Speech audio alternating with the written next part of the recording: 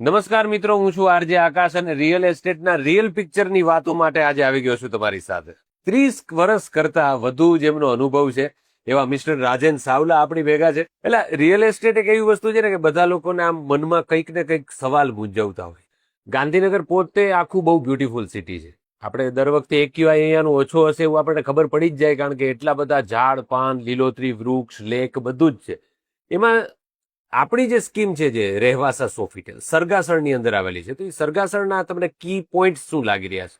Okay, Sarga Point, it's basically centre of Gandhinagar. Gandhinagar હૃદય કહી શકાય કે તમને આખા ગાંધીનગરમાં તમને કશે બી જવું હોય, whole of Gandhinagar, it is just like 10 minute. જેમ કે તમે ગિફ્ટ સિટી જાઓ છો તો સરગાસણની ગિફ્ટ સિટી 7 મિનિટ છે.